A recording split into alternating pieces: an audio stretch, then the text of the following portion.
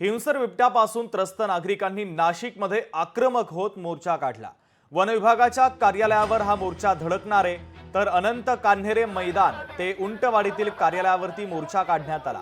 रक्षाबंधनाच्या पूर्वसंध्येला एका 4 वर्षीय मुलाला बिबट्यानं ठार केलं होतं।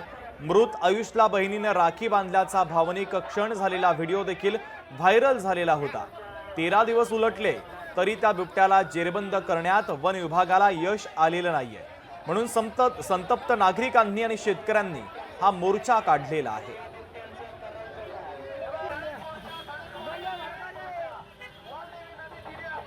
तर आयुषच्या मृत्यूनंतर वडनेर दुमाला गावासह पंचक्रोशीमधील काही नागरिकांनी हा मोर्चा काढलेला आहे।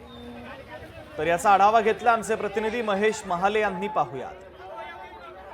रक्षाबंधनाच्या दिवशी नाशिकमध्ये बिबट्याच्या हल्ल्यात वडनेर दुमाला येथील 3 वर्षीय आयुष भगतचा मृत्यू झालेला होता आणि त्याच्या निषेधार्थ समस्त ग्रामस्थांनी जो आहे तो मोर्चा या ठिकाणी काढल्याचं आपल्याला बघायला मिळतंय। खरं तर आयुषचे कुटुंब यामध्ये सहभागी झालेले। नेमक्या मोर्चेकरांच्या मागण्या काय हे आपण जाणून घेणार आहोत। गेल्या 13 दिवसापूर्वीची दुःखदाची घटना घडली। 13 दिवस उलटूनही अजूनही बिबट्या जेलबंद झालेला नाही। प्रशासन कुठलंही काम करत नाही, फक्त पिंजरे आणून लावताय। पिंजऱ्यामध्ये बिबट्या येत नाहीये।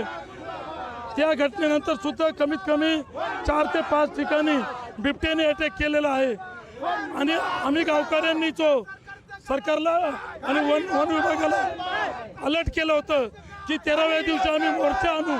आज तो मोर्चा घेऊन पंचक्रोशीतील सर्व गावकरी आले आहे। यानंतर देखील त्यांनी जर बिबट्याला पकडलं नाही तर पुढचा जो मोर्चा निघेल तो वनमंत्र्यांच्या बंगल्यावर असेल।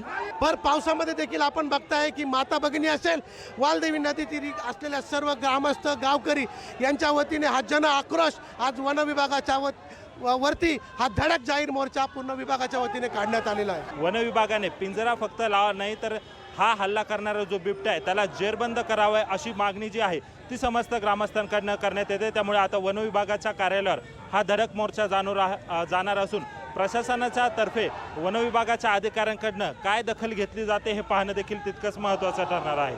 महेश माले, लोकशाही मराठी, नाशिक। लोकशाही मराठी ऐका, पहा, जागरूक रहा।